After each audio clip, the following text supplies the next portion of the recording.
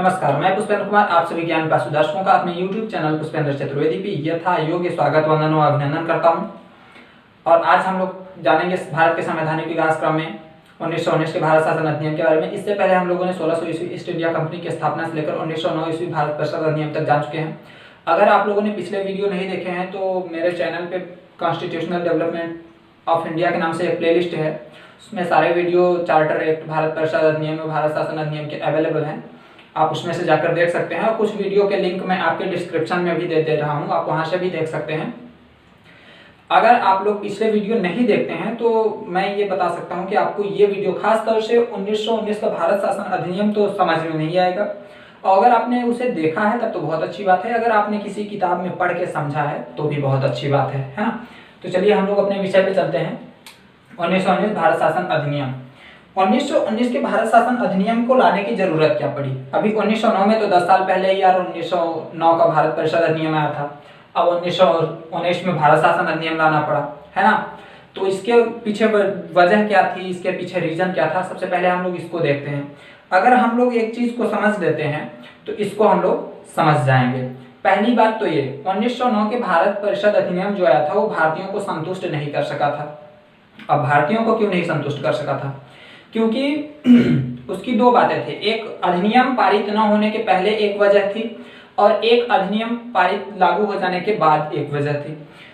पहली बात तो ये हम लोगों ने पढ़ा था 1899 ईस्वी में लॉर्ड कर्जन जी भारत के गवर्नर जनरल बन के आते हैं और 1905 में वो क्या करते हैं, बंगाल का विभाजन पूर्वी बंगाल और पश्चिमी बंगाल में कर देते हैं।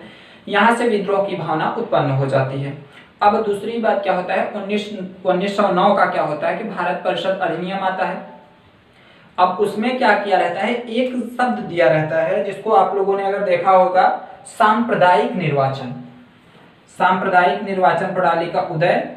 तो सांप्रदायिक निर्वाचन होता है, इस वजह से क्या होता है कि वर्ग जो है बढ़ जाता है। सांप्रदायिक निर्वाचन किसके किसके बीच होता है? हिंदुओं और मुसलमानों के बीच। ये सांप्रदायिक निर्वाचन जो है कि पृथक कर दिया जाता है कि सांप्रदायिक निर्वाचन पृथक चुनाव प्रणाली होगी, जिसमें हिंदुओं के लिए अलग मत दिया जाएगा और मुसलमानों के लिए अलग। मुसलमानों के लिए जो है मुसलमान मतदाता ही मतदान देंगे और हिंदुओं के लिए हिंदू। इस वजह से क्या है, वहां पे तो एक राज्य का विभाजन हुआ था, यहाँ पे डायरेक्ट इंसानियत का विभाजन कर दिया जाता है। अब क्या होता है, जब आपस में लोगों के बीच टकराव होता है, कुछ समय तो मुसलमान बड़े खुश थे कि हमारे लिए अलग पृथक निर्वाचन क्षेत्र आया है ना। फिर उसके बाद अब पृथक निर्वाचन क्षेत्र देने का मतलब क्या था, मैंने आपको बताया था 1907 में वो लीग की, मुस्लिम लीग की स्थापना होती है, मुस्लिम लीग को बढ़ावा देने के लिए और फूट डालने के लिए कि आपस में भिड़ते रहे कांग्रेस और मुस्लिम लीग और भारत की जनता।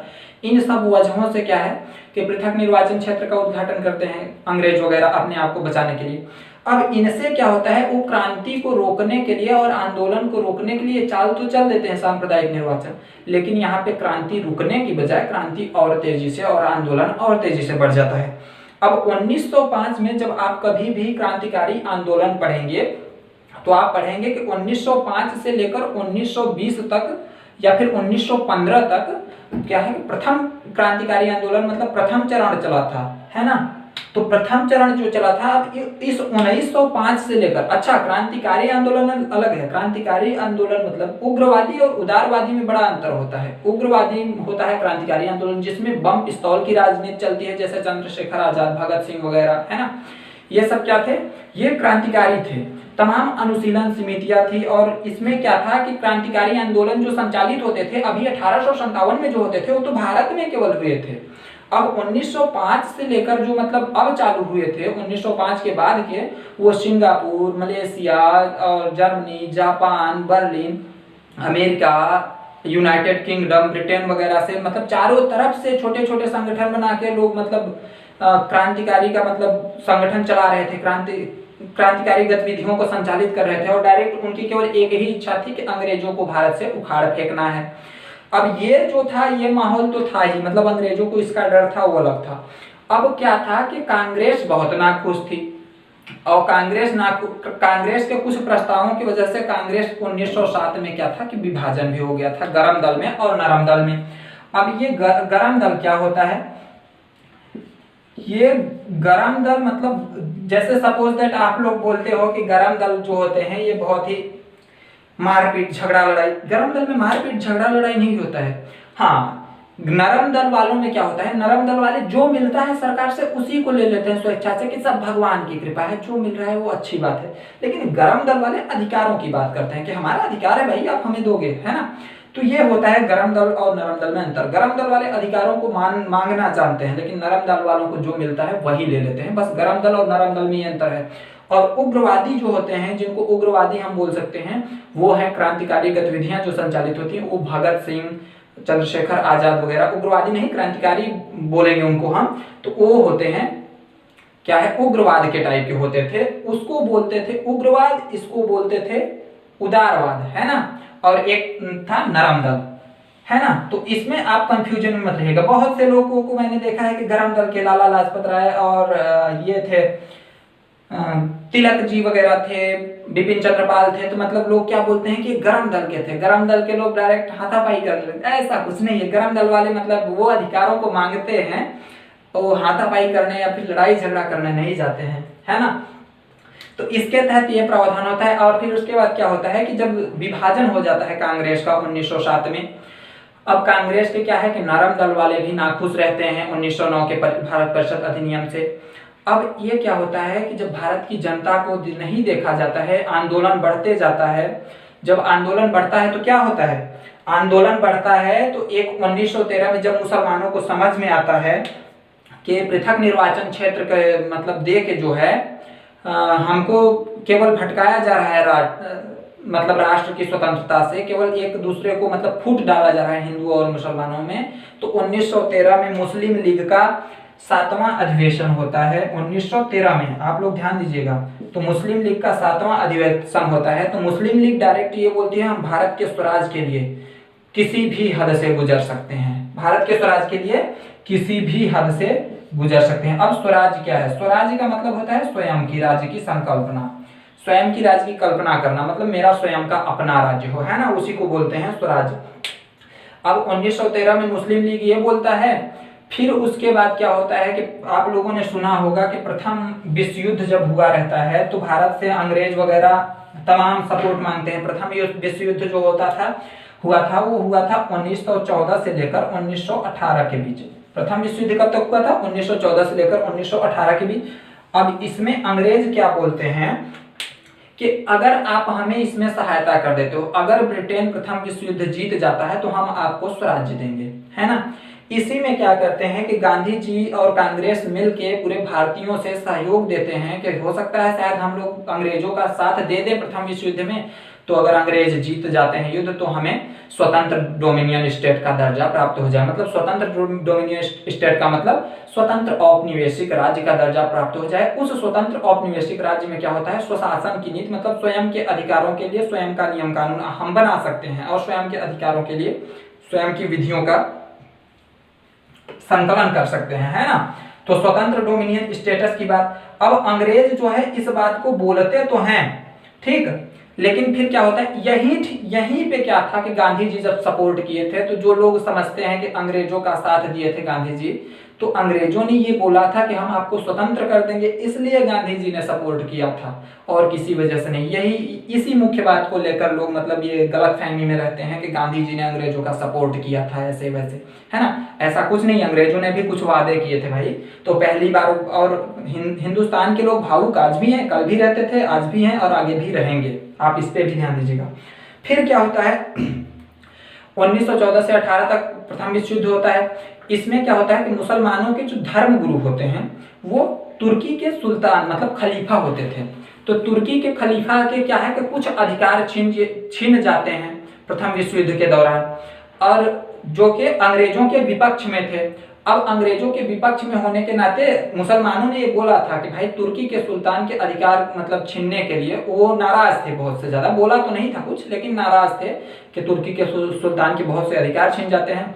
अब तुर्की के सुल्तान के जब अधिकार छीन जाते हैं तो मुसलमानों को ये लगता है कि अंग्रेज हमारे साथ गलत कर रहे हैं। तब क्या होता है, तब दो मुख्य बातें होती हैं। अब आप, ये बहुत महत्वपूर्ण बात है, तब होता है एक लखनऊ समझौता।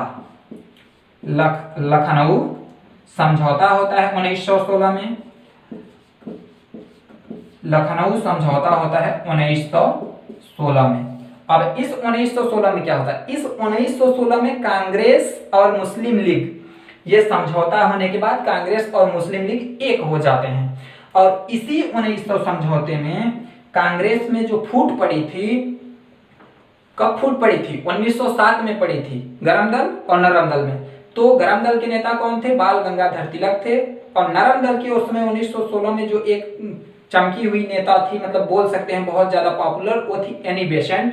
तो इन दोनों के प्रयासों से गरम दल और नरम दल भी मिल जाता है। अब यहाँ पे तीन महाशक्तियां मिल जाती हैं, गरम दल और नरम दल भी मिल जाता है और मुस्लिम लीग भी मिल जाता है 1916 में। अब क्या होता है, अब अंग्रेजों के मन में और भी डर सताने लगता है कि जब ये तीनों मिल गए हैं तो मतलब कुछ ना कुछ तो जरूर होगा। फिर उसके बाद क्या होता है, जब इन तीनों मिल जाते हैं फिर डिमांड करते हैं, फिर आंदोलन को बढ़ावा देते हैं और आंदोलन जो है चरमोत्कर्ष पे पहुंच जाता है। और इनकी केवल एक ही डिमांड रहती है कि स्वशासन और स्वराज्य, केवल एक ही मांग है, हमें स्वराज्य चाहिए, हमें स्वशासन चाहिए। स्वशासन मतलब होता है स्वयं का शासन, ठीक ना, कि स्वयं के शासन के लिए हम स्वयं के नियम बना सकें। और दूसरी स्वराज्य का मतलब होता है स्वयं की राज्य की संकल्पना, ठीक ना, स्वयं की राज्य, स्वयं का राज्य का कल्पना, मतलब स्वयं का अपना हमारा खुद का राज्य हो, है ना। अब इस वजह से क्या होता है कि एक प्रस्ताव पारित होता है जिसको बोलते हैं अगस्त प्रस्ताव। आप लोग ध्यान से सुनते चलिएगा, नहीं तो फिर आप लोग तुरंत भटक जाएंगे। ब्रिटेन की संसद में एक प्रस्ताव पारित होता है, किसके द्वारा, मॉन्टेग्यू द्वारा। मॉन्टेग्यू कौन रहते हैं, मॉन्टेग्यू वर्तमान टाइम के भारत सचिव रहते हैं, उस टाइम के भारत सचिव रहते हैं। तो कौन सा प्रस्ताव पारित होता है, मॉन्टेग्यू प्रस्ताव या मॉन्टेग्यू प्रस्ताव या अगस्त प्रस्ताव, मॉन्टेग्यू या अगस्त प्रस्ताव। ये कब पारित होता है, तो ये पारित होता है 20 अगस्त 1917 में। 20 अगस्त 1917 को यह प्रस्ताव पारित होता है, कौन सा, मॉन्टेग्यू या अगस्त। क्वेश्चन में कभी भी पूछ सकता है मॉन्टेग्यू प्रस्ताव कब पारित हुआ था, तो 20 अगस्त 1917 को। मॉन्टेग्यू प्रस्ताव कहां पारित हुआ था, ब्रिटेन की संसद में पारित हुआ था। यह भी पूछ सकता है अगस्त प्रस्ताव किसके द्वारा पारित किया गया था, तो मॉन्टेग्यू द्वारा पारित किया गया था। मॉन्टेग्यू कौन थे, मॉन्टेग्यू भारत सचिव थे, है ना। अगस्त प्रस्ताव कब पारित किया गया था, तो 20 अगस्त 1917 को। अब ये मॉन्टेग्यू द्वारा अगस्त प्रस्ताव पारित किया जाता है। इस अगस्त प्रस्ताव में यह बोला जाता है कि हम भारतीयों को उत्तरदायी, भारत में उत्तरदायी सरकार की स्थापना करेंगे, उत्तरदायी शासन की स्थापना करेंगे और भारतीयों को स्वशासन की मांग को पूरा करेंगे, भारतीयों को स्वशासन देंगे, है ना, और स्वराज देंगे। अब ये उत्तरदायी शासन क्या है, तो उत्तरदायी शासन जो होता है, जिम्मेदार सरकार होती है। उत्तरदायी शासन का मतलब होता है जिम्मेदार।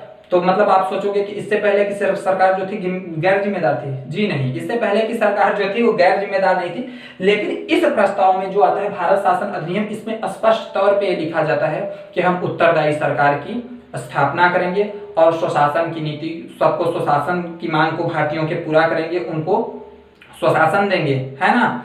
फिर उसके बाद क्या होता है, हर डिपार्टमेंट में मतलब हर विभाग में, भारत में जो सरकार थी हर विभाग में भारतीयों को रखा जाएगा, ये प्रस्ताव वगैरह पारित होता है। फिर इस प्रस्ताव को मॉन्टेग्यू जी लेकर आते हैं भारत में नवंबर 1917 में। नवंबर 1917 में ये भारत लेकर आते हैं, कहाँ पे लेकर आते हैं, तो नवंबर 1917 में भारत में शिमला लेकर आते हैं। जब ये नवंबर 1917 में भारत में शिमला लेकर आते हैं तो वहां पे एक मीटिंग होती है। वहां पे मीटिंग में कौन जाता है, गवर्नर जनरल जाते हैं भारत के, मॉन्टेग्यू जी रहते हैं, भारत के जो कुछ प्रमुख नेता रहते हैं वो जाते हैं, और भूपेंद्र बसु और विलियम ड्यूक जैसे कुछ असैनिक अधिकारी जाते हैं, है ना। जब ये लोग पहुंचते हैं वहां पे तो इस प्रस्ताव पे विचार होता है। तो इस प्रस्ताव पे विचार होने के बाद ये प्रस्ताव क्या होता है, मतलब प्रकाशित किया जाता है 8 जुलाई 1918 को। ध्यान दीजिएगा, डेट आप लोगों को बहुत कम है, ये मतलब मॉन्टेग्यू प्रस्ताव का प्रकाशित होता है 8 जुलाई 1918 को, जिसको नाम क्या दिया जाता है, मॉन्टफोर्ड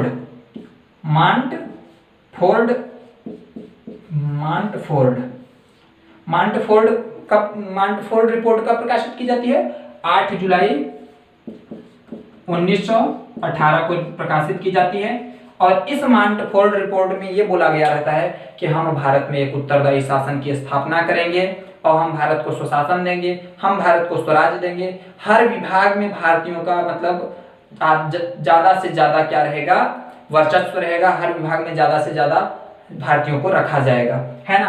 तो ये मांटफोर्ड मतलब रिपोर्ट प्रकाशित होती है। अब इसको मांटफोर्ड रिपोर्ट क्यों कहा जाता है, तो आप चेम्सफोर्ड कौन रहते हैं, उस टाइम के वर्तमान गवर्नर जनरल रहते हैं, ठीक ना। उस टाइम के वर्तमान गवर्नर जनरल कौन रहते हैं, चेम्सफोर्ड।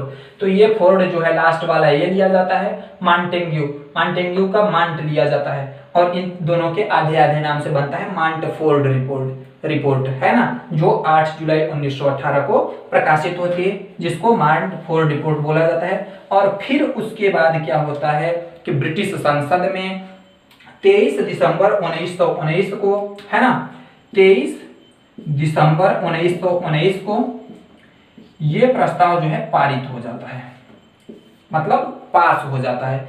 फिर उसके बाद जाके भारत में 1921 में ये प्रस्ताव लागू हो जाता है, जिसके कुछ निम्न प्रावधान हैं, जिसके ये सारे प्रावधान हैं, इनको हम क्रमबद्ध तरीके से पढ़ेंगे कि आखिर इन प्रस्तावों में दिया क्या था, है ना। अच्छा, आप लोग ये भी ध्यान रखिएगा कि 1919 के भारत शासन अधिनियम को मांटेग्यू चेम्सफोर्ड सुधार अधिनियम बोला जाता है। क्यों बोला जाता है, क्योंकि भारत की शासन व्यवस्था में सुधार करने के उद्देश्य से मांटेग्यू और चेम्सफोर्ड द्वारा किया गया प्रयास, जिसके द्वारा भारत शासन अधिनियम लागू हुआ, उसी को मांटेग्यू चेम्सफोर्ड सुधार अधिनियम बोला जाता है ना। केंद्र में, अब इसमें जो पहला प्रावधान था वो ये था कि केंद्र में द्विसदनात्मक विधायिका। इससे पहले हम लोगों ने 1909 तक भारत परिषद अधिनियम में पढ़ा था कि केंद्र में विधान परिषद होती थी, जिसमें कुछ सदस्य मतलब 69 सदस्य कुल होते थे। अब क्या है होगा, अब द्विसदनात्मक मतलब कि केंद्र में अब 2 सदन होंगे। 2 सदन कौन कौन से होंगे, तो केंद्र में जैसे आज हम लोगों के वर्तमान समय में 2 सदन कौन कौन से हैं, राज्यसभा और लोकसभा। तो 2 सदनों का निर्माण होता है, कौन कौन से केंद्र में, तो ये हो गया 1, ये हो गया 2, है ना। अब इसको आप लोग बड़े ध्यान से देखिएगा। एक होता है राज्य परिषद और दूसरा होता है विधान सभा। एक राज्य परिषद, दूसरा विधानसभा। आज हम लोगों के सदन में उच्च सदन कौन कहलाता है, राज्यसभा कहलाता है ना। और निम्न सदन कौन कहलाता है, लोकसभा कहलाता है। तो उस समय जो था लोकसभा नहीं था, ठीक ना, उस समय ये कहलाता था विधानमंडल, है ना। और ये ऊपर का मामला कहलाता था विधानमंडल। और विधानमंडल में कितने सदन होते थे, विधानमंडल में 2 सदन होते थे केंद्रीय सरकार में।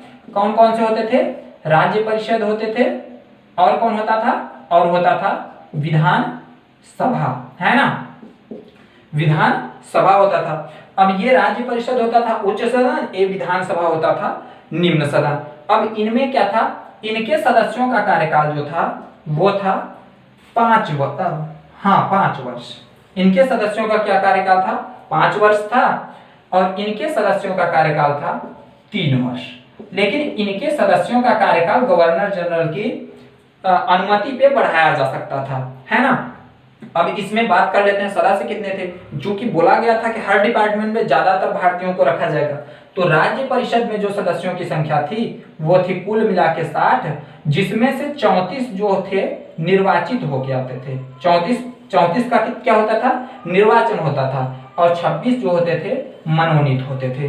कितनों का निर्वाचन होता था, 34 का निर्वाचन होता था, 26 मनोनीत होते थे, ठीक। और इस विधान सभा में जो सदस्य थे वो थे 144, है ना। 144 में से 104 क्या थे, निर्वाचित होते थे। ध्यान दीजिएगा कितने निर्वाचित होते थे, 104 निर्वाचित होते थे। फिर उसके बाद बचे 40, तो 40 क्या होते थे, तो 40 मनोनीत होते थे। अब ये 40 मनोनीत होते थे।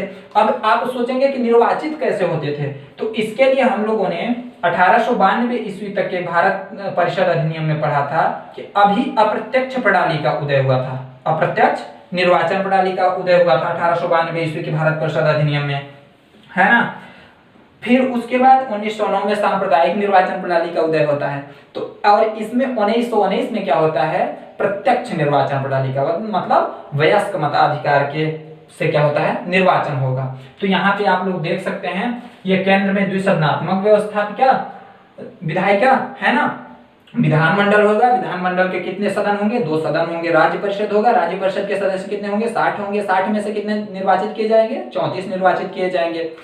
और मनोनीत कितने किए जाएंगे, 26 मनोनीत किए जाएंगे, है ना। इनका कार्यकाल क्या होगा, इनका कार्यकाल 5 वर्ष का होगा। दूसरा सदन कौन सा होगा, दूसरा सदन विधानसभा होगा, जो निम्न सदन कहलाएगा। उसके सदस्य कुल कितने होंगे, 144 होंगे। 144 में से कितने निर्वाचित किए जाएंगे, 104 निर्वाचित किए जाएंगे, है ना। मनोनीत कितने किए जाएंगे, मनोनीत 40 किए जाएंगे। इनका कार्यकाल कितना होगा, 3 वर्ष होगा, लेकिन गवर्नर जनरल की अनुमति पे इनका कार्यकाल बढ़ाया जा सकता है ना। अब इनको देखिए, इनके लिए किस प्रणाली से चुनाव होगा, तो प्रत्यक्ष मताधिकार से होगा। प्रत्यक्ष निर्वाचन प्रणाली से इनका चुनाव होगा। ये आप लोग देख लीजिए, आपके 2 टॉपिक हो गए कंप्लीट, केंद्र में द्विसदनात्मक विधायिका और प्रत्यक्ष निर्वाचन प्रणाली। हाँ, एक बात और, इस प्रत्यक्ष निर्वाचन प्रणाली का उदय जब हुआ तो ये पूछता है क्वेश्चन में कि भारत में मतलब प्रत्यक्ष निर्वाचन प्रणाली का उदय कब हुआ, तो 1919 के भारत शासन अधिनियम के तहत हुआ। भारत में केंद्र में द्विसदनात्मक व्यवस्था का उदय कब हुआ, तो 1919 के भारत शासन अधिनियम के तहत हुआ, है ना। ये सब क्वेश्चन में पढ़ाते चल रहा हूँ, आप लोग इनको नोट करते चलिएगा, है ना। अब इस प्रत्यक्ष निर्वाचन प्रणाली में एक और भी महत्वपूर्ण बात बोली गई, महिलाओं को मताधिकार दिया गया। महिलाओं को मताधिकार दिया गया, महिलाओं को भी मताधिकार दिया गया। तो क्वेश्चन ये भी पूछता है कि भारत में महिलाओं को मताधिकार कब दिया गया, तो महिलाओं को मताधिकार जो है 1919 के भारत शासन अधिनियम के द्वारा ही दे दिया गया था, महिलाओं को मताधिकार। ठीक, तो महिलाओं को भारत में कब मताधिकार देने की शक्ति अधिकार दिया गया, तो 1919 के भारत शासन अधिनियम। दुनिया में सबसे पहले महिलाओं को कहां पे मताधिकार देने की शक्ति प्रदान की गई, है ना।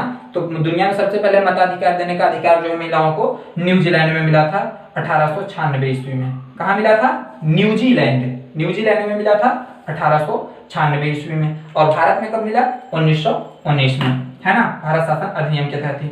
अब इसमें हम लोग चलते हैं आगे और अगला टॉपिक देखते हैं कौन सा है। तो यहाँ पे है प्रांतों में द्वैध शासन। हमने आप लोगों को 1784 के पिट्स इंडिया एक्ट के तहत बताया था कि द्वैध शासन क्या होता है। द्वैध शासन मतलब होता है 2 तरह का शासन, 2 तरह के शासन व्यवस्था का उदय, है ना। अब यहाँ पे द्वैध शासन की बात की जा रही है।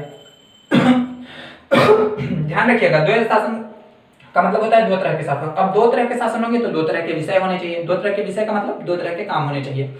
अब कामों का बंटवारा कैसे होगा, तो यहाँ पे क्या होता है, 2 तरह के शासन, 2 तरह के शासन होंगे। तो 2 तरह के शासन होंगे तो प्रांत के विषयों को 2 भागों में बांटा जाएगा। प्रांत के विषयों को मतलब विषय मतलब होता है, एक शाब्दिक अर्थ लेंगे तो काम होता है। उन कामों को जब 2 तरीके से बांटा जाएगा तभी तो 2 लोग शासन करेंगे ना। तो 2 तरह के शासन होंगे।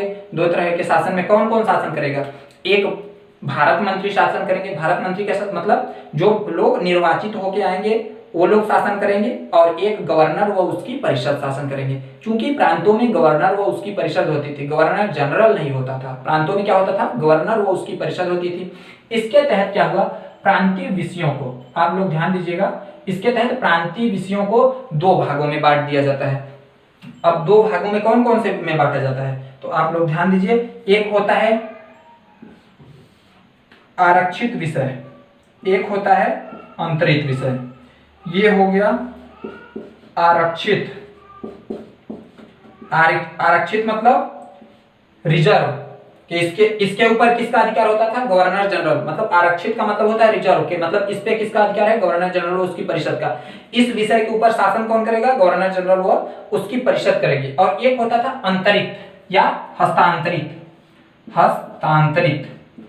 आप लोग शब्दों के अर्थ समझते चलिएगा, अगर शब्दों के अर्थ नहीं समझेंगे तो भटक जाएंगे। हस्तांतरित 2 तरह के विषय होते थे। प्रांतों के जो द्वैध शासन स्थापित करने के लिए प्रांतों के विषय को कैसे बांटा गया, 2 तरीके से बांटा गया कि 2 तरह के शासन होंगे। एक आरक्षित विषय होंगे जिसपे गवर्नर जनरल वो उसकी परिषद शासन करेगी, ठीक है ना। लेकिन और इस पे क्या था, हस्तांतरित विषय होंगे जिसपे भारत मंत्री शासन करेंगे।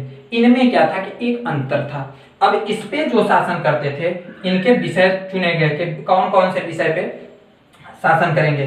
तो इनमें रखा गया राजस्व, न्याय, कानून, पुलिस, ऐसे तमाम विषय रखे गए। राजस्व, न्याय, पुलिस, कानून, ऐसे विषय रखे गए।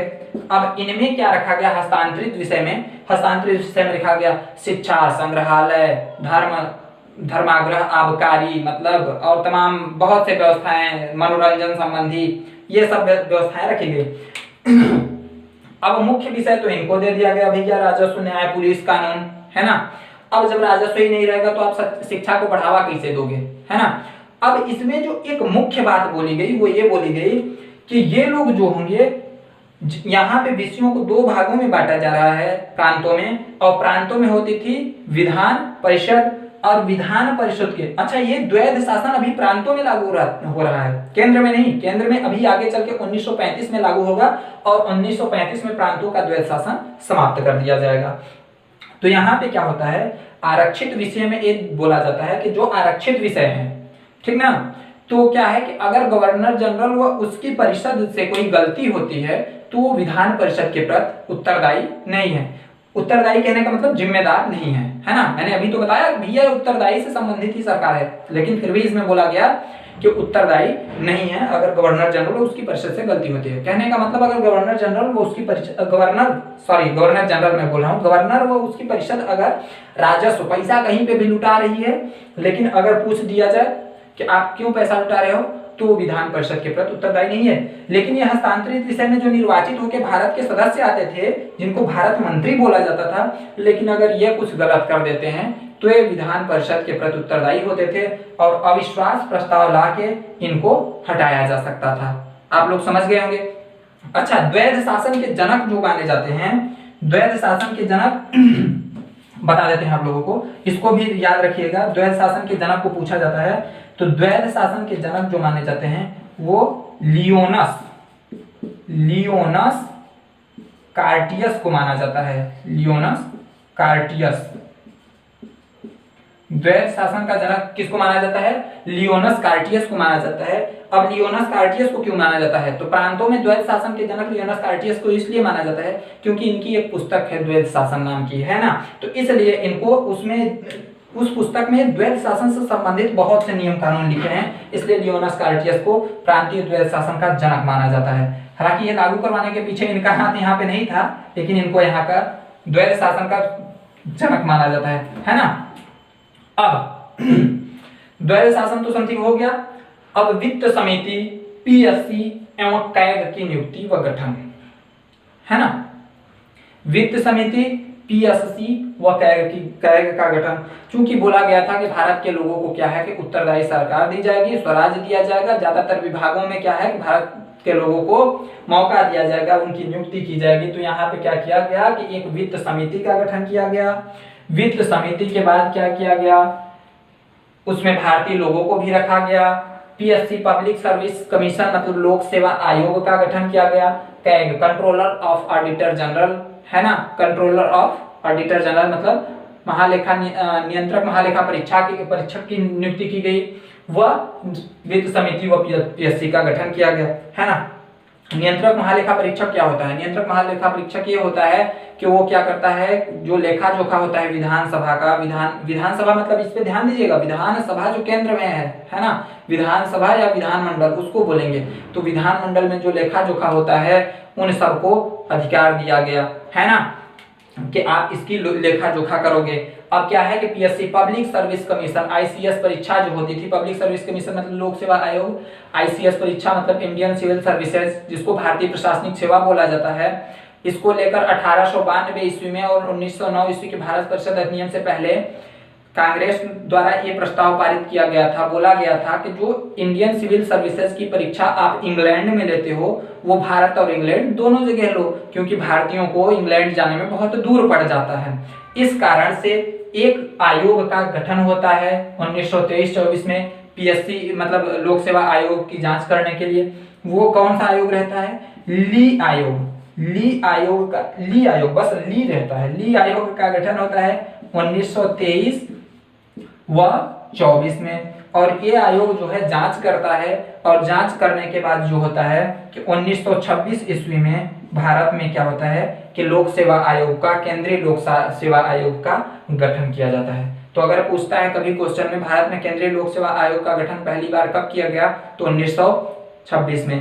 केंद्रीय लोक सेवा आयोग का गठन किस आयोग के सिफारिश पे किया गया? तो ली आयोग का गठन कब किया गया था? तो 1923-24 में, है ना। ऐसे क्वेश्चन आते हैं। अच्छा, मैंने आप लोगों को मतलब एक बात बताना मैं भूल गया था, इसमें विधान परिषद में ये केंद्र में द्विसदनात्मक विधायिका में, केंद्र में द्विसदनात्मक विधायिका में क्या होता था कि एक अधिकार था, मतलब जो राज्य परिषद और विधान सभा के सेम अधिकार थे, मतलब राज्य परिषद और विधान सभा के सेम अधिकार थे, लेकिन उसमें एक थोड़ा सा एक को अधिक स्वायत्तता दिया गया, जो था कि विधानसभा जो बजट पेश होगा वो बजट विधानसभा में ही स्वीकृति के बाद पेश होगा। विधानसभा क्योंकि अपने यहाँ भी आप बजट देख सकते हो, बजट पेश होता है तो लोकसभा की स्वीकृति के बाद ही पेश होता है, तो विधानसभा की स्वीकृति के बाद ही बजट पेश होता था। इस बात को भी आप लोग ध्यान दीजिएगा, है ना। फिर उसके बाद क्या है, अगला टॉपिक जो आता है, अगला टॉपिक आता है, अच्छा इसमें भी पीएससी में लोक सेवा आयोग का गठन होता है, तो कभी अगर आपसे ये पूछता है तो इस भारत शासन अधिनियम के तहत ही पहली बार भारत में सिविल सर्विसेज परीक्षा का आयोजन किया गया 1922 ईस्वी में। 1922 ईस्वी में पहली बार भारत में सिविल आईसीएस के भारतीय प्रशासनिक सेवा की परीक्षा हुई। कहाँ पे हुई? इलाहाबाद में हुई, इलाहाबाद में हुई 1922 ईस्वी में, समझे। ये आप याद रखिए, पूछता है पहली बार भारतीय प्रशासनिक सेवा की परीक्षा भारत में कब हुई थी, तो 1922 ईस्वी में इलाहाबाद में हुई थी, है ना। इसके बाद हम लोग आते हैं अगले टॉपिक पे, तो अगला टॉपिक है वायसराय की परिषद में भारतीयों की वृद्धि। जो वायसराय की परिषद थी इससे पहले 1909 के भारत परिषद अधिनियम में मैंने देखा था हम लोगों ने कि उसमें एक परिषद मतलब एक भारतीय सदस्य की नियुक्ति होती है और उसे विधि सदस्य के तौर पे नियुक्त किया जाता है सत्येंद्र प्रसाद सिन्हा को। जो गवर्नर जनरल की वायसराय परिषद में नियुक्त होने वाले प्रथम भारतीय रहते हैं सत्येंद्र प्रसाद सिन्हा रहते हैं। लेकिन यहाँ वायसराय की परिषद में कितने भारतीयों को नियुक्त किया जाता है, तो यहाँ वायसराय की परिषद में अब 3 भारतीयों को नियुक्त करने का ये होता है। तो ये पूछा जाता है कि वायसराय की परिषद में कब ऐसा मतलब ये प्रावधान आया कि 1 से बढ़ाकर भारतीयों की संख्या 3 कर दी जाए या भारतीयों की संख्या में वृद्धि कर दी गई, है ना। तो 1919 के भारत शासन अधिनियम के तहत। अब यहाँ पे एक और बात की जाती है, जो बात 1909 के भारत परिषद अधिनियम में की जाती है वही बात यहाँ पे विस्तृत कर दी जाती है, वो है सांप्रदायिक निर्वाचन। सांप्रदायिक निर्वाचन का मतलब क्या होता है? सांप्रदायिक निर्वाचन मतलब उसमें हिंदू और मुसलमानों को अलग किया गया था, यहाँ पे सांप्रदायिक निर्वाचन में विस्तार किया जाता है। और सांप्रदायिक निर्वाचन में यहाँ सिखों को अलग निर्वाचन का मतलब क्या होता है, प्रावधान दिया जाता है सिखों को अलग निर्वाचन। मद्रास के गैर ब्राह्मणों को अलग अधिकार दिया जाता है, मद्रास के गैर ब्राह्मणों को अलग दिया जाता है ना, ध्यान दीजिएगा, मद्रास के गैर ब्राह्मणों को अलग दिया जाता है। फिर उसके बाद क्या होता है, ईसाइयों को अलग दिया जाता है, एंग्लो इंडियन को अलग दिया जाता है। एंग्लो इंडियन का मतलब होता है जिसके मतलब माता या पिता में से, जैसे सपोज दैट एंग्लो इंडियन किसी व्यक्ति को बोलते हैं, जैसे सपोज दैट आप मेरे को मानो मुझे एंग्लो इंडियन बोला जाता है, तो अगर एंग्लो इंडियन मुझे तब बोला जाएगा जब मेरे माता या पिता में से कोई एक विदेशी हो, है ना। तो एंग्लो इंडियन उसे बोलते हैं जिसके माता या पिता में से एक विदेशी हो, है ना। यहाँ सांप्रदायिक निर्वाचन होता है। अब यहाँ केंद्रीय बजट को राज्य बजट से अलग कर दिया जाता है, ये केंद्रीय बजट को राज्य बजट से। आज हम लोग देखते हैं केंद्र सरकार का अलग बजट पूरे भारत के लिए आता है, राज्य सरकार का अलग बजट आता है, जैसे मध्य प्रदेश, उत्तर प्रदेश, बिहार, झारखंड, छत्तीसगढ़ वगैरह सबके अलग अलग बजट आते हैं। ये व्यवस्था जो केंद्रीय बजट को और राज्य बजट को अलग करने की व्यवस्था चालू हुई, ये 1919 के भारत शासन अधिनियम के तहत ही चालू हुई। तो केंद्रीय बजट को राज्य बजट से अलग कर दिया जाता है कि मतलब केंद्रीय बजट जो पेश करेगा वो केंद्र अपना करेगा, राज्य अपना बजट पेश करेगा, है ना। फिर उसके बाद इसमें केंद्रीय बजट में ये बोला जाता है कि राज्य बजट जो रहेगा उस पर अंतिम निर्णय जो देगा वो गवर्नर जनरल ही देगा, है ना। अब यहाँ पे प्रत्यक्ष निर्वाचन प्रणाली आपको मैंने बता दिया। यहाँ उच्च आयुक्तों की नियुक्ति, चूंकि उच्च आयुक्तों की नियुक्ति जिसमें आप ध्यान दीजिएगा, इसमें 2 टॉपिक है। उच्च आयुक्तों की नियुक्ति आईसीएम में कमी, आईसीएम मतलब होता है इंडियन, सी मतलब काउंसिल, एम मतलब मेंबर, इंडियन काउंसिल में के मेंबरों में कमी, इंडियन काउंसिल के मेंबरों में कमी की जाती है भारत परिषद के सदस्यों में। भारत परिषद आप लोग जानते होंगे, भारत सचिव को जो सलाह देने वाली परिषद 15 सदस्य होती है उसी को भारत परिषद बोला जाता है। तो उनके 15 सदस्यों में कमी कर दी जाती है और बोला जाता है कि अब भारत परिषद के सदस्यों में 8 से 12 सदस्य होंगे, है ना।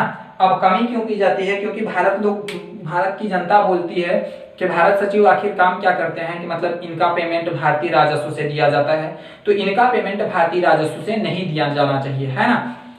तो इनका पेमेंट भारतीय राजस्व से न दिया जाए, फिर ये प्रावधान आता है कि ठीक है इनका पेमेंट भारतीय राजस्व से नहीं, इनका पेमेंट ब्रिटिश राजस्व से दिया जाएगा। अब ब्रिटिश राजस्व से जब अपने पास से हम पैसा देंगे तो भाई फालतू सदस्य हम रख के करेंगे क्या, तो इसमें क्या किया जाता है कि इसमें सदस्यों की संख्या कम कर दी जाती है, 15 से घटाकर 8 से 12 के बीच कर दी जाती है, कि अब कम सदस्य रहेंगे भारत सचिव के या भारत परिषद में, है ना, भारत सचिव के परिषद में या भारत परिषद में। अब ये उच्चायुक्तों की नियुक्ति, और क्या होता है भारत में जो इसका कार्यभार रहता है, अब भाई इसके ऊपर कार्यों का बहुत सारा वजन रहता है भारत सचिव के ऊपर, तो उसकी सहायता करने के लिए भारत में उच्चायुक्तों की नियुक्ति की जाती है। कितने उच्चायुक्तों की नियुक्ति की जाती है? 5 उच्चायुक्तों की नियुक्ति की जाती है, और ये बोला जाता है कि इनका पेमेंट भारतीय राजस्व से दिया जाएगा। काहे से दिया जाएगा? इनका उच्चायुक्तों का जो पेमेंट है ये भारतीय राजस्व से दिया जाएगा। मतलब वही बात है, कहावत में कुछ बोल सकते हैं कि ना पूरी पराठा सही, है ना। तो अगर इनका पेमेंट कम कर दिया गया भारत परिषद और भारत सचिव का, तो उच्चायुक्तों का पेमेंट भारत वालों को आखिर तक देना ही पड़ा, है ना। तो अध्यादेश जारी करने के लिए कुछ उपबंध, ये अगला टॉपिक जो है अध्यादेश जारी करने के लिए उपबंध। अध्यादेश कौन जारी करता था? तो अध्यादेश जो जारी करता था वो गवर्नर जनरल जारी करता था।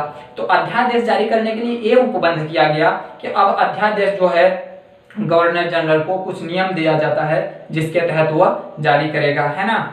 तो पहली बात तो ये, अगर कोई मुख्य मुद्दा है कुछ विषय पे, गवर्नर जनरल केंद्र में मतलब अध्यादेश इसका जारी होता था केंद्र से, है ना।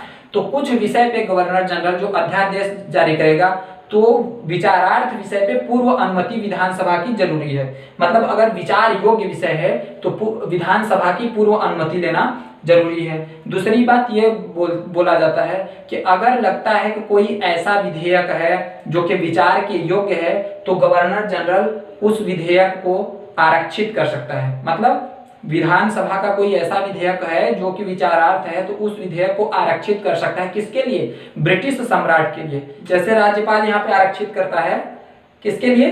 राष्ट्रपति के लिए, है ना। तो ऐसे ही मतलब क्या होता है कि यहाँ पे जो गवर्नर जनरल होता था वो आरक्षित करता था ब्रिटिश सम्राट के लिए, है ना। फिर उसके बाद क्या होता है, गवर्नर जनरल के लिए एक और भी प्रस्ताव आता है कि गवर्नर जनरल अगर विधेयक को समझे कि मतलब कोई बहुत ही महत्वपूर्ण विधेयक है और जो कि राज्य परिषद और विधानसभा द्वारा पारित नहीं हो रहा है, तो अगर उसको गवर्नर जनरल आवश्यक समझे और उसको अगर वो पारित कर दे तो वो विधेयक पारित माना जाएगा, है ना। ऐसा प्रावधान था। अब इसमें क्या होता है, एक अगला टॉपिक जो आता है वैधानिक आयोग आता है। वैधानिक आयोग, जब ये भारत शासन अधिनियम लागू किया जाता है तो इसमें एक वैधानिक आयोग की, मतलब ये जब ब्रिटिश संसद में पेश होता है भारत शासन अधिनियम, तो ब्रिटिश संसद इस प्रस्ताव में एक और भी बात बोलती है कि इस अधिनियम में जितनी सारी बातें हैं ये भारत के ऊपर सही ढंग से लागू होती हैं कि नहीं होती हैं, इसके लिए एक वैधानिक आयोग का गठन किया जाएगा 10 साल के बाद। तो ये कब प्रकाशित होता है रिपोर्ट? तो ये रिपोर्ट प्रकाशित होती है 8 जुलाई 1918 को। 8 जुलाई 1918 को ये रिपोर्ट प्रकाशित होती है। और 1918 के बाद फिर क्या होता है कि आगे चल के एक वैधानिक आयोग का गठन होता है 1928 या 27 में, आप बोल सकते हो। भारत में 1928 में आता है, लेकिन ब्रिटेन में क्या है 1927 में गठन होता है, जिसको हम लोग क्या बोलते हैं, साइमन कमीशन बोलते हैं। साइमन कमीशन बोलते हैं, जो भारत में कब आता है, तो साइमन कमीशन भारत में कब आता है, तो साइमन कमीशन भारत में 1928 में आता है।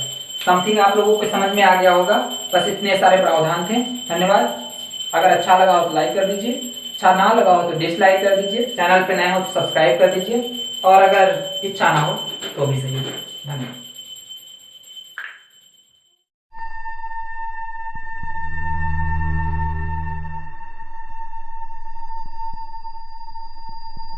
नमस्कार, मैं पुष्पेंद्र कुमार, आप सभी ज्ञान विकास दर्शकों का अपने YouTube चैनल पुष्पेंद्र चतुर्वेदी पे यथा योग्य स्वागत वंदन और अभिनंदन करता हूं। और आज हम लोग भारत के संवैधानिक विकास क्रम में आगे चलेंगे और आज जानेंगे साइमन कमीशन के बारे में। इससे पहले हम लोग पढ़ चुके हैं 1600 ईस्वी ईस्ट इंडिया कंपनी की स्थापना से लेकर 1919 ईस्वी भारत शासन अधिनियम तक। चूंकि 1919 ईस्वी में भारत शासन अधिनियम में अंतिम टॉपिक हम लोग पढ़े रहते हैं एक वैधानिक आयोग। वैधानिक आयोग में मैंने आप लोगों को बताया था कि भारत शासन अधिनियम 1919 जो आ रहा है उसमें एक वैधानिक आयोग का प्रावधान किया जाता है ब्रिटिश सरकार द्वारा कि जो भारत शासन अधिनियम भारत के ऊपर लागू किया जा रहा है तो क्या इसके सारे प्रावधान भारतीयों के ऊपर लागू किए जा रहे हैं, क्या जिसके प्रावधान के अनुसार भारतीयों को जो है प्रभुत्व मतलब सरकार में हिस्सा दिया जा रहा है या नहीं दिया जा रहा है। जो बोला गया भारत शासन अधिनियम 1919 में उसके अनुसार भारतीयों को जो बोला गया है वो दिया जा रहा है कि नहीं दिया जा रहा है। तो फिर उसके बाद उसको जांच करने के लिए सरकार बोलती है कि 10 साल बाद एक जांच कमेटी नियुक्त की जाएगी, कमीशन आयोग नियुक्त किया जाएगा और वो वैधानिक आयोग जा करके 10 साल बाद जांच करेगा। तो हमने आप लोगों को बताया था कि भारत शासन अधिनियम मांटफोर्ड रिपोर्ट जो है 8 जुलाई 1918 को प्रकाशित होती है ना। और उसके जस्ट 10 साल बाद कितने 10 साल बाद 8 नवंबर है ना, 10 साल तो नहीं बोल सकते हैं फिर भी 9 साल बोल सकते हैं, 8 नवंबर 1927 को एक जांच कमेटी की ब्रिटेन में नियुक्ति होती है, जांच कमीशन की। कमीशन मतलब आयोग, समिति तो कमेटी अलग बात है, कमेटी आप लोग अगर मैं गलती से बोल देता हूं तो उस पर मत जाइएगा। जांच कमीशन की नियुक्ति होती है जो जिसके अध्यक्ष कौन होते हैं, सर जॉन साइमन है ना, सर जॉन साइमन रहते हैं जिनके नाम पे साइमन कमीशन की नियुक्ति होती है। सर जॉन साइमन रहते हैं। अब इसकी नियुक्ति कब होती है तो 8 नवंबर 1927 को होती है। तो इसको सर जॉन साइमन इसके अध्यक्ष रहते हैं जिसके कारण इसको बोला जाता है साइमन कमीशन। और इसकी नियुक्ति में कितने सदस्य रहते हैं तो इसकी नियुक्ति में टोटल 7 सदस्य रहते हैं। जब इसकी नियुक्ति होती है तो इसमें टोटल 7 सदस्य रहते हैं जिसमें एक भी भारतीय नहीं होता है, सब अंग्रेज रहते हैं।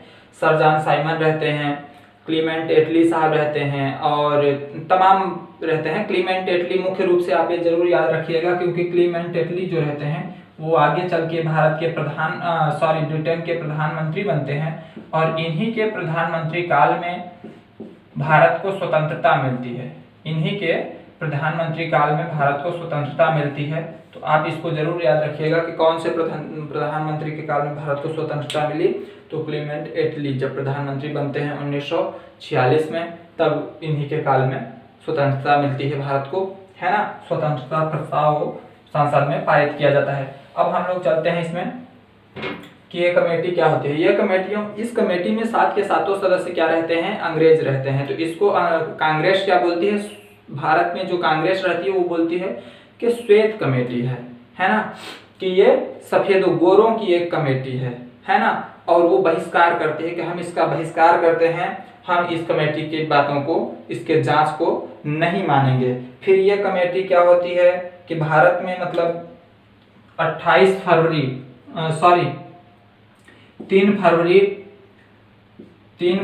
1928 को ये भारत पहुंचती है और इसमें क्या होता है, इसका पूर्ण बहिष्कार किया जाता है। इससे पहले जो कांग्रेस ने पूर्ण बहिष्कार किया था वो क्या किया था कि 31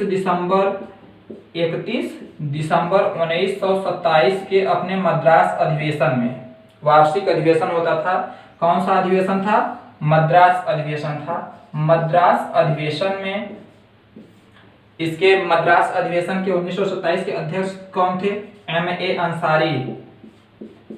अंसारी की अध्यक्षता में पूर्ण बहिष्कार किया था। एम.ए. अंसारी की अध्यक्षता में पूर्ण बहिष्कार किया था कि हम इस आयोग का पूर्ण बहिष्कार करते हैं। फिर ये क्या होता है कि 3 फरवरी 1928 को साइमन कमीशन भारत पहुंचता है और साइमन कमीशन जब भारत पहुंचता है तो इसका बॉम्बे से लेते हुए लखनऊ, लाहौर, कराची तक चारों तरफ इसका बहिष्कार किया जाता है। जब इसका बहिष्कार किया जाता है तो इसी बीच में क्या होता है,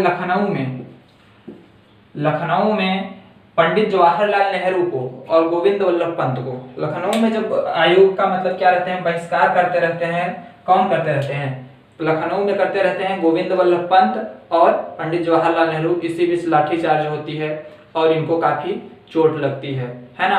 आज हम भले बोले कि पंडित जवाहरलाल नेहरू जी ऐसे थे वैसे थे, लेकिन उन्होंने कुछ भी किया है देश के लिए, देश को उस स्थिति से उठाया है, तब उनका महत्व है है ना। इतिहास के पन्नों में कोई ऐसे ही नहीं आ जाता है कि खेलते कूदते बालक भी इतिहास के पन्नों में आ जाए, है ना।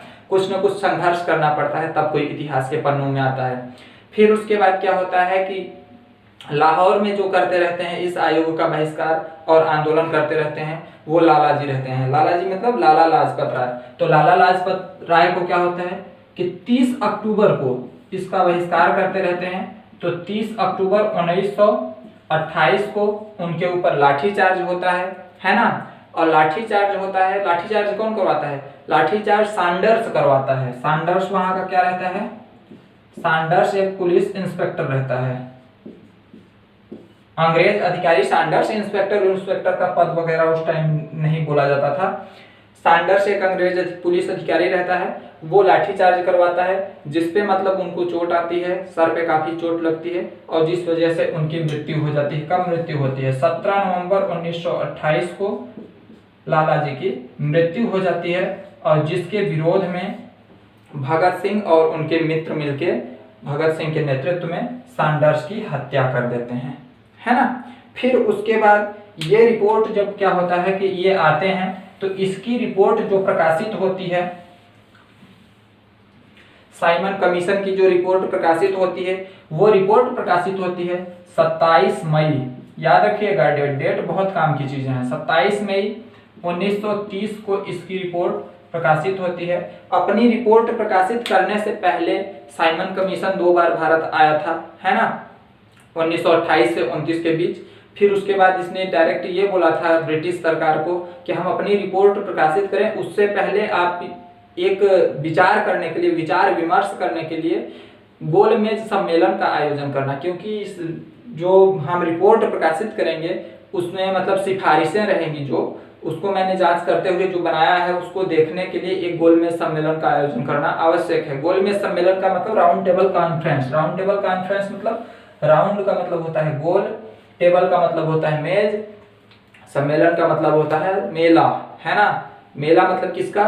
विचार करने के लिए भारतीय नेताओं का, भारतीय जो रियासतें हैं उनकी, इन सब का क्या है एक गोलमेज सम्मेलन आप आयोजित करना, ताकि क्या है कि वो विचार दे सके अपने कि क्या ये सही है या नहीं है।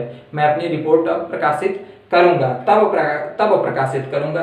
तो ब्रिटिश सरकार ये वादा करती है कि ठीक है आप अपनी रिपोर्ट प्रकाशित करो, हम गोलमेज सम्मेलन का आयोजन करेंगे। फिर इसके बाद क्या होता है, इस रिपोर्ट के बहिष्कार में, इस रिपोर्ट में जो रहता है बहुत सी बुराइयां रहती हैं, इसका बहिष्कार किया जाता है। फिर लॉर्ड इरविन क्या रहते हैं? लॉर्ड इरविन उस समय के रहते हैं गवर्नर जनरल। तो लॉर्ड इरविन द्वारा कांग्रेस के नेताओं को चुनौती दी जाती है कि अगर आपको लगता है कि आप अपने संविधान का निर्माण करते हो तो करके दिखाओ। तो फिर मोतीलाल नेहरू साहब, पंडित मोतीलाल नेहरू जी डायरेक्ट बोलते हैं, उस चुनौती को स्वीकार करते हैं और बोलते हैं ठीक है मैं संविधान का प्रारूप तैयार करके, स्वरूप तैयार करके आपको दिखाता हूं, जिसको फिर बोला जाता है नेहरू रिपोर्ट। इसी के प्रतिपक्ष में जो आता है आगे आती है नेहरू रिपोर्ट, और नेहरू रिपोर्ट को देखते हुए 1928 में नेहरू रिपोर्ट आती है। कब आती है? 1928 में। इसको आगे हम लोग पढ़ेंगे अभी साइमन कमीशन के बाद, है ना, अगले वीडियो में। नेहरू रिपोर्ट को देखते हुए फिर मोहम्मद अली जिन्ना द्वारा एक रिपोर्ट पेश की जाती है जिसको बोला जाता है जिन्ना रिपोर्ट, है ना, या फिर जिन्ना फार्मूला इसको बोला जाता है। और फिर इसके बाद इसको भी मतलब इसका तो ऐसे भारत के संविधान में कोई खास महत्व तो नहीं है, लेकिन इसको पढ़ने की कोई जरूरत नहीं है, लेकिन जैसे मुझे जैसा लगेगा वैसा फिर मैं आप लोगों को दिखाऊंगा। अगर लगेगा तो मैं इसका वीडियो बना के अपलोड कर दूंगा, है ना।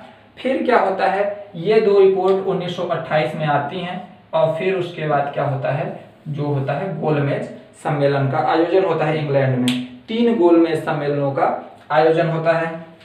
इस रिपोर्ट का प्रकाशित, फिर इसके बाद ये रिपोर्ट 27 मई 1930 को प्रकाशित कर दी जाती है, जिसमें निम्न प्रावधान दिए जाते हैं। मतलब प्रावधान क्या, सिफारिशें की जाती हैं इस आयोग द्वारा कि मतलब क्या भारतीयों के साथ करना चाहिए, क्या नहीं करना चाहिए, और भारत में क्या होना चाहिए, क्या नहीं होना चाहिए। तो इसके आयोग के जो सिफारिशें थी इसको देख लेते हैं। ये कोई मतलब अधिनियम नहीं था, ये आयोग केवल जांच करके, इसका काम इतना था ब्रिटिश सरकार को बताना कि भारत में किस चीज की आवश्यकता हमको समझ में आई। सपोज दैट अगर मेरे को भारत सरकार द्वारा बोला गया कि आप जाओ मध्य प्रदेश या उत्तर प्रदेश के राज्य की जांच करके आओ कि देखो वहाँ पे क्या आवश्यकता है, आप जैसा कहोगे उस हिसाब से जांच करके आओगे, फिर वहाँ पे वैसी सुविधाएं प्रदान की जाएंगी। तो इसका भी यही काम था कि आप जैसा बताओगे भारत में क्या सिचुएशन है, क्या माहौल है, तो उस हिसाब से उनको किया जाएगा। तो ये आयोग आता है, अपनी रिपोर्ट बनाता है, रिपोर्ट बना के कुछ सिफारिशें करता है और रिपोर्ट को प्रकाशित करता है 27 मई 1930 को। फिर इसमें जो प्रावधान थे,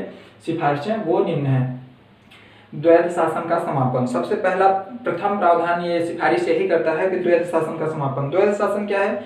1919 के भारत शासन अधिनियम के तहत जो प्रांतों में द्वैध शासन लागू किया जाता है उसको बोलता है कि इसका समापन कर दिया जाए, इसको समाप्त कर दिया जाए। फिर उसके बाद अगली बात बोलता है भारत के लिए संघीय संविधान हो, जो मतलब विधान परिषदों के जरिए मतलब सबका अलग अलग मतलब संविधान है, उसका क्या है, प्रांतों का अलग है और इसका अलग है, तो इसके लिए एक संघीय संविधान हो, मतलब संघ का अपना संविधान हो।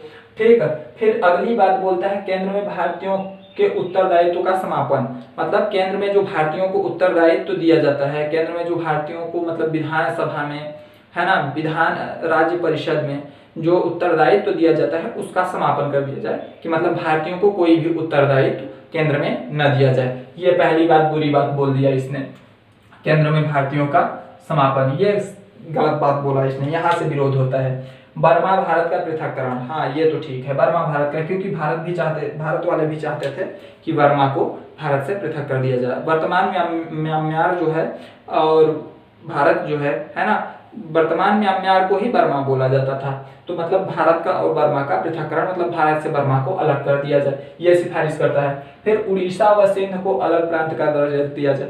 उड़ीसा चूंकि बिहार में शामिल था और सिंध जो था बंबई प्रांत में था, तो इनको बोला गया कि इन दोनों को अलग प्रांत मतलब राज्य का दर्जा दिया जाए। फिर उच्च न्यायालय को भारत सरकार के नियंत्रण में रखा जाए। इससे पहले उच्च न्यायालय का नियंत्रण ब्रिटिश सरकार के नियंत्रण में था, तो डायरेक्ट बोलता है कि उच्च न्यायालय को जो है भारत सरकार के नियंत्रण में रखा जाए।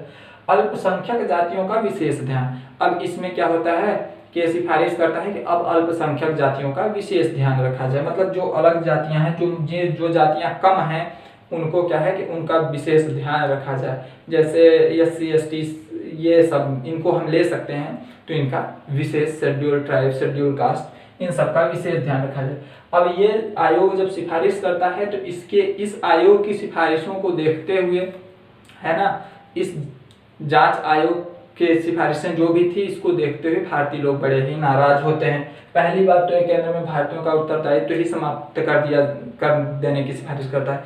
अब इसी आयोग को देखते हुए और गोलमेज सम्मेलन को आयोजन करके ब्रिटिश सरकार भारतीयों से विचार करती है।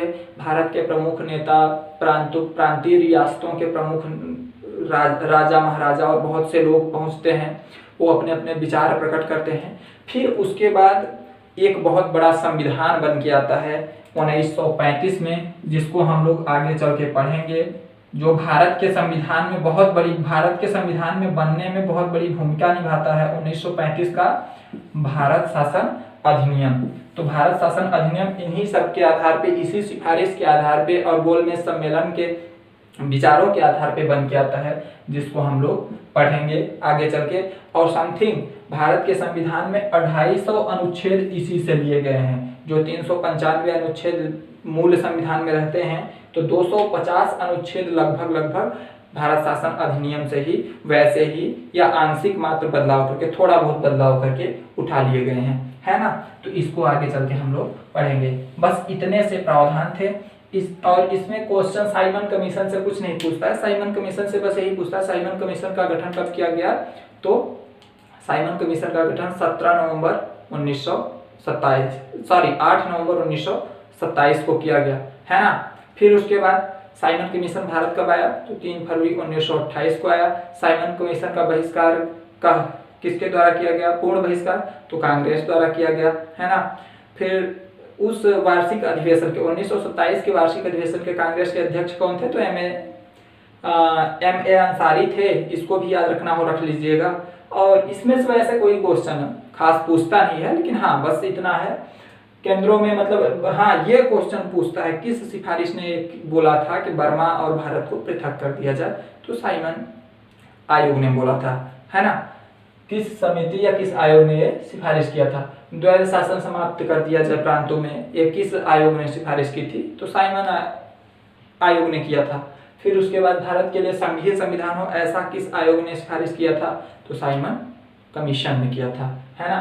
तो ये आप याद कर सकते हो अपने से, मतलब खुद भी इसको अपने हिसाब से क्वेश्चन आप सेट कर सकते हो। समझ में आया होगा, अपेक्षा करता हूँ, है ना। धन्यवाद। अगर आप लोगों को अच्छा लगा हो तो लाइक कर दीजिए, अगर अच्छा ना लगा हो तो फिर जैसा आप समझे वैसा डिसलाइक कर दीजिए, है ना। अगर चैनल पर नया हो तो सब्सक्राइब कर दीजिए, अगर वो भी इच्छा नहीं है तो भी सही है। धन्यवाद।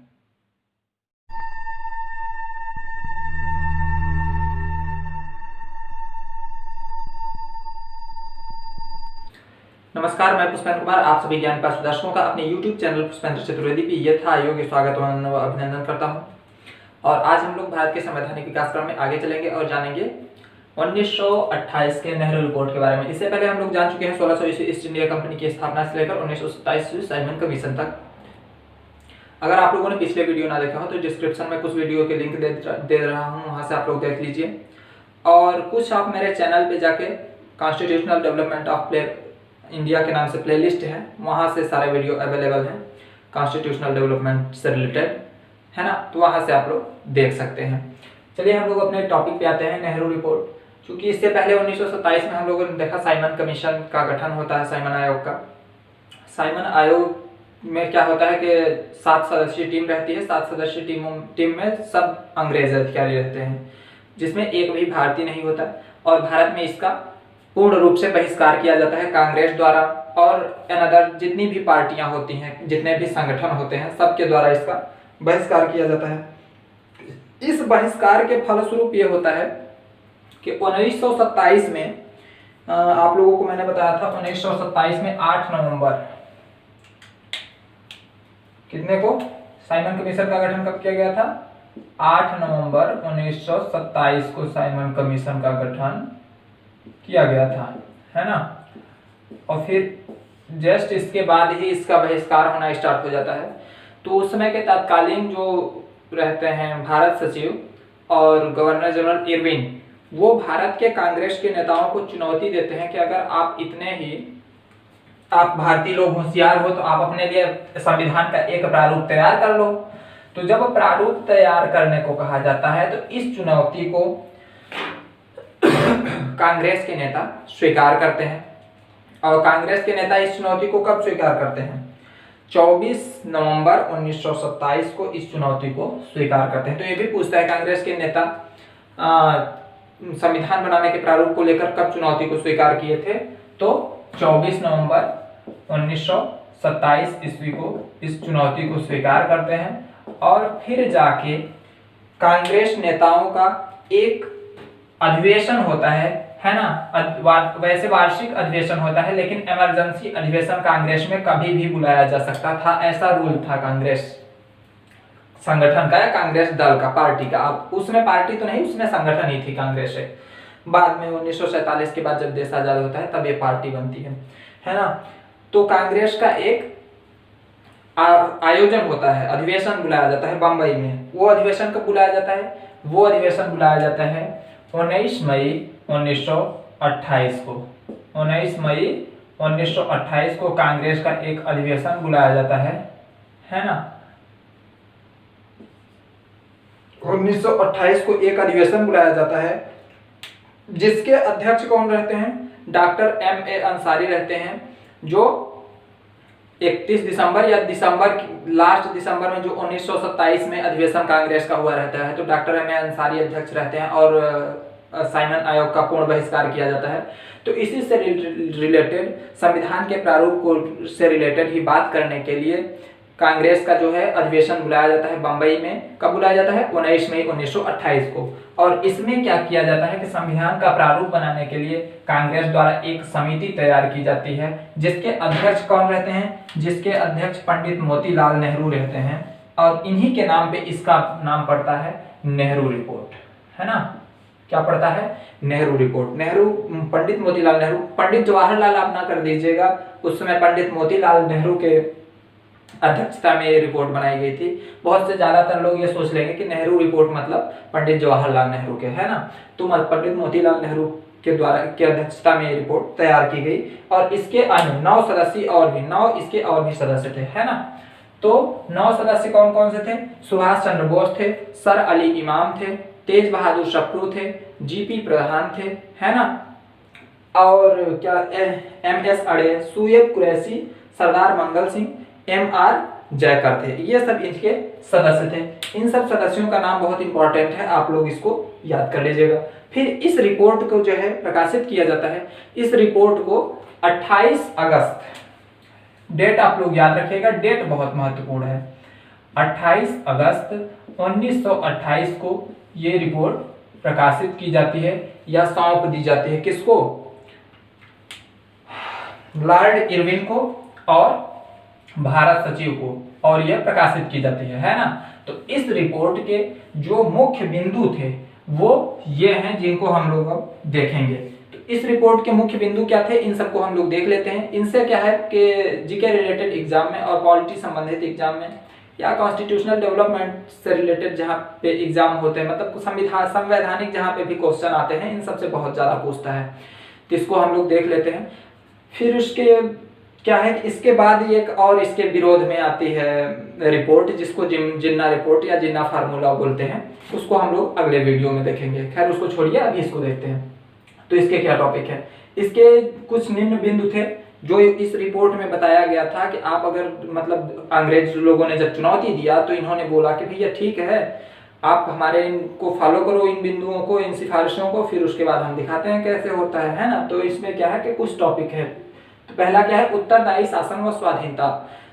अंग्रेजों को डायरेक्ट ये बोलते हैं अंग्रेज सरकार को कि जिस तरह ब्रिटिश सरकार ने अन्य औपनिवेशिक राज्यों को, अन्य औपनिवेशिक देशों को स्वतंत्र किया है, आप वैसे ही हमें भी स्वतंत्र कर दो और उत्तरदायी शासन स्थापित करने का मौका दो। फिर उसके बाद हम बताते हैं। तो इसके तहत क्या बात की जाती है, नेहरू रिपोर्ट के तहत पहली बात यही रहती है कि आप हमें स्वाधीनता दो, जैसे अन्य औपनिवेशिक राष्ट्रों को, अन्य गुलाम देशों को जैसे आपने आजाद किया, वैसे ही आप मुझे भी आजादी दो। फिर उत्तरदायी शासन स्थापित करते हैं। फिर उसके बाद हम बताते हैं उत्तरदायी शासन स्थापित करने की आजादी दो। ये दोनों चीजें मांगते हैं, है ना, स्वाधीनता और उत्तरदायी शासन स्थापित करने की। अब फिर उसके बाद क्या बोलते हैं, द्वैध शासन का समापन। अगली बात जो रहती है द्वैध शासन। क्या होता है कि 1919 ईस्वी के भारत शासन अधिनियम के तहत प्रांतों में जो द्वैध शासन लागू होता है, तो उस द्वैध शासन को समाप्त करने की बात करते हैं इस रिपोर्ट में कि आप इस द्वैध शासन को समाप्त करो। फिर उसके बाद क्या कहते हैं, अल्पसंख्यक चुनाव आरक्षण। आपने जो 1919 और 1909 के तहत सांप्रदायिक निर्वाचन प्रणाली का शुरुआत किया है, 1909 के तहत सांप्रदायिक निर्वाचन प्रणाली का शुरुआत होता है, ये बात आप लोग ध्यान रखिएगा। और 1919 में इसका विस्तार कर दिया जाता है। फिर उसके बाद 1927 के साइमन कमीशन आयोग में भी इसको विस्तारित करने की बात की जाती है। तो बोलते हैं सांप्रदायिक निर्वाचन प्रणाली को आप समाप्त करो। अल्पसंख्यक जो जातियां हैं, जो निम्न वर्ग की जातियां हैं, कम जातियां हैं, उनको क्या है कि उनके लिए सीटें आरक्षित कर दो चुनाव के लिए, है ना। तो ये चीज इसमें बात की जाती है, सांप्रदायिक निर्वाचन को खत्म करने की बात की जाती है। फिर बोला जाता है कि भारत में सर्वोच्च न्यायालय की स्थापना। अब आप लोग सोच रहे होंगे क्या भारत में सर्वोच्च न्यायालय नहीं था, अभी तो कलकत्ता में गठित किया गया था। तो कलकत्ता के सर्वोच्च न्यायालय सुप्रीम कोर्ट को भारत का सर्वोच्च न्यायालय नहीं बोला जाता था, उसको कलकत्ता का सुप्रीम कोर्ट ही बोला जाता था। तो फिर ये क्या बोला जाता है कि भारत में सर्वोच्च न्यायालय की, भारत के सर्वोच्च न्यायालय की स्थापना हो, जिसका संबंध अंतिम अपीलीय न्यायालय प्रिवी काउंसिल जो ब्रिटेन में है उससे एकदम टूट जाए। मतलब अंतिम अपीलीय न्यायालय क्या है, भारत का ही सर्वोच्च न्यायालय हो, न कि यहाँ से मतलब प्रिवी काउंसिल में हम अंतिम अपील के लिए जाएं। प्रिवी काउंसिल में नहीं, हम डायरेक्ट भारत में ही कोई सुप्रीम कोर्ट की स्थापना करें, जहाँ पे यहाँ पे वही अंतिम अपीलीय न्यायालय हो भारत का, है ना। तो यहाँ पे भारत में सर्वोच्च न्यायालय की स्थापना की बात करते हैं। फिर बोलते हैं सिंध प्रांत को बंबई से पृथक। उस समय जो रहता है सिंध प्रांत जो रहता है, आज वर्तमान पाकिस्तान में है, उस सिंध प्रांत को बोलते हैं कि आप बंबई से पृथक कर दो। फिर अगली बात जो बोलते हैं, सभी देशी रियासतें केंद्र के अधीन हो। सभी देशी रियासतें, सपोज दैट जैसे आप मान सकते हो कि बहुत सी देशी रियासतें थी, जैसे रीवा को ले लो आप, और जूनागढ़, भोपाल, मतलब बहुत सी देशी रियासतें थी, जो ग्वालियर, है ना, जो देशी रियासतों पे जिनका डायरेक्ट कंट्रोल किसका था, ब्रिटिश सरकार का था देशी रियासतों पे। उन देशी रियासतों को क्या है कि ब्रिटिश सरकार के अधीन न करके केंद्र के अधीन कर दिया जाए। ये बातें इसमें बोली जाती है कि आप केंद्र के अधीन देशी रियासतों को करो। फिर उसके बाद अगली बात जो बोली जाती है, केंद्र में द्विसदनात्मक ढांचा हो। केंद्र में द्विसदनात्मक ढांचा हो। अब द्विसदनात्मक ढांचा क्या हो? अब द्विसदनात्मक व्यवस्था तो उदय तो हुआ, हम लोगों ने अभी 1919 के भारत शासन अधिनियम के तहत पढ़ा था कि केंद्र में द्विसदनात्मक व्यवस्था का उदय हुआ, है ना। राज्य परिषद और विधानसभा था। लेकिन इसमें द्विसदनात्मक ढांचा में ये बोलता है कि द्विसदनात्मक ढांचा में जो व्यवस्था रहे वो अमेरिका की भांति, मतलब हाउस ऑफ रिप्रेजेंटेटिव और सीनेट की तरह हो। सीनेट क्या होता है? सीनेट और हाउस ऑफ रिप्रेजेंटेटिव ऐसा होता है, हाउस ऑफ रिप्रेजेंटेटिव को बोलते हैं प्रतिनिधि मंडल और सीनेट को सीनेट ही बोलते हैं। सीनेट क्या होता है? सीनेट जैसे आज वर्तमान में हम लोगों का राज्यसभा है, ऐसे ही सीनेट होते हैं। हाँ, बशर्ते राज्यसभा में हम लोगों की ये है कि हर एक अलग अलग राज्य से अलग अलग मतलब प्रतिनिधित्व करते हुए, मतलब एक समान प्रतिनिधि नहीं आते हैं।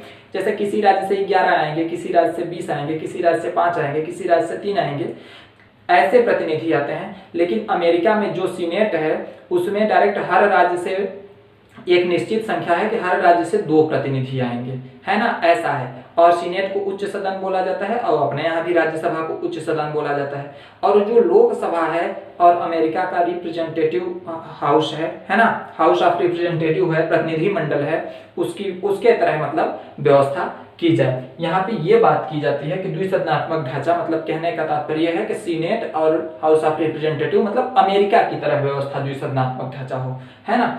और मौलिक अधिकार हो।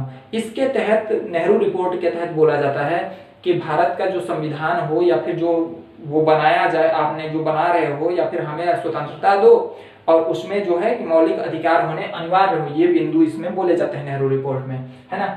और 21 वर्षीय स्त्री पुरुष वयस्क मताधिकार हो। 21 वर्ष के जो भी स्त्री पुरुष हैं उन सबको मत देने का अधिकार हो, है ना। 21 वर्ष के मतलब ऐसा नहीं है कि मतलब आप मत देने का अधिकार जिसके पास ज्यादा प्रॉपर्टी है वही दे सकता है, या फिर जिस एरिया में वो आ रहा है वो, मतलब 1919 के भारत शासन अधिनियम के तहत कुछ प्रावधान दिए गए थे कि मत देने वाले जो हैं कि वो मतलब प्रॉपर्टी के ऊपर, जन्म के ऊपर और स्थान के ऊपर ये प्राथमिकता दी जाती थी कि ये तीनों चीजें अगर जिसके पास हैं, मतलब उसके कुछ नियम थे, उसके आधार पे ही आप मत दे सकते हो। मतलब स्थान के ऊपर कहने का मतलब यह है कि अगर बंगाल में चुनाव हो रहा है पूरे भारत के लिए तो वो था कि बंगाल के लोग ही मतदान करेंगे या शहरी क्षेत्र के लोग ही मतदान करेंगे, गांवों के लोग मतदान नहीं करेंगे, ऐसा। और जन्म के स्थान पे मतलब आप राजवाड़े खानदान वगैरह से हो, बड़े बड़े घरों से हो तभी आप करोगे। प्रॉपर्टी के ऊपर अगर आप जमींदार हो तभी आप मतदान करोगे, आप नहीं तो फिर आप नहीं करोगे। तो ऐसा प्रावधान हटा के ऐसा किया जाए कि 21 वर्षीय स्त्री पुरुष वयस्क मताधिकार हो,